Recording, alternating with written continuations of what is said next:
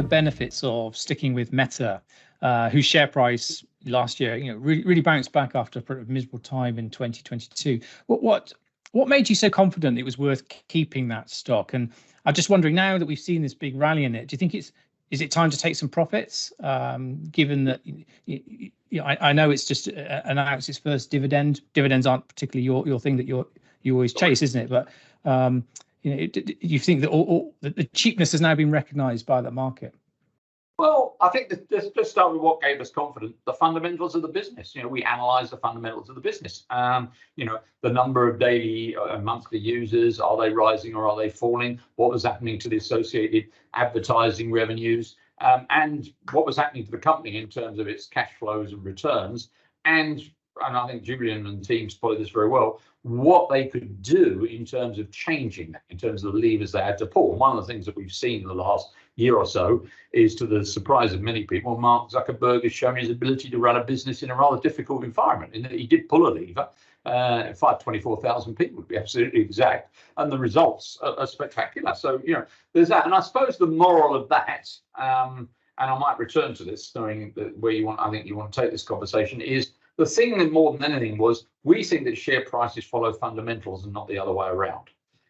Because when it was down at about $90 a share, we had a tsunami of comment from people telling us that we've got this wrong. And frankly, the share price isn't the thing that tells you whether you've got it right or wrong. Mostly, it's what's happening in the company. I would just add, without wishing to insult anyone or too many people, we spend quite a lot of time at Fundsmith thinking about negative indicators. And when people say to us, when people of a certain type say to us, nobody uses Facebook anymore, that tends to give us quite a lot of confidence in the business.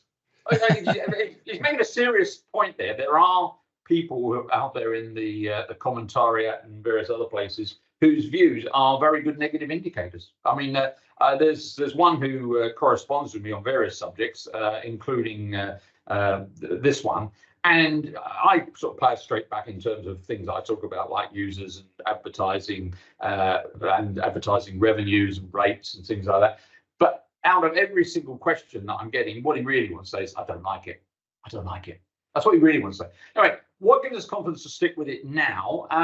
Well, it doesn't look all that expensive. It's on a P of 26, I think, at the moment. So it's probably about 20 or 30% more expensive than the market. And the question you've got to ask yourself is, it may have gone up, but it's pretty much irrelevant, frankly. It's, where are we now? The shares don't know that they've gone up. They don't know anything, in fact. All we really need to do is to think about what's going to happen next. And it looks pretty good in terms of what's going to happen next versus the rating that's been put in it. Is it likely to produce revenue growth and returns that are better than the market by a degree, which more than compensates for it being valued a bit more highly than the market? That's what you've got to ask yourself here.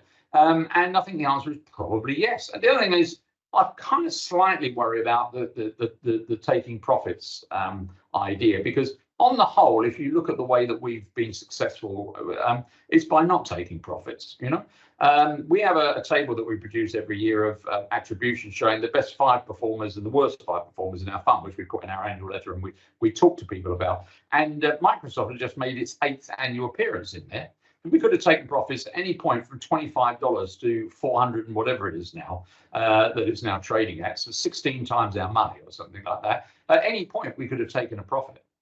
We're very mindful of the fact that the world's richest people, the world's richest families, so the Waltons of Walmart, the Arnauds of LVMH, Warren Buffett of Berkshire Hathaway, they got where they did by not only not taking profits, but not really have to worry about taking profits, because the Waltons don't come in every day and saying, Walmart's gone up quite a bit, I think I might sell it, because they don't have that option. The Bettencourt family in L'Oreal, as far as I can see, Ms. Bettencourt spends her time playing the piano, which is great for her. I'm pleased for her. She doesn't seem to worry at all about selling cosmetics or the share price or anything else. And she's the richest woman in the world.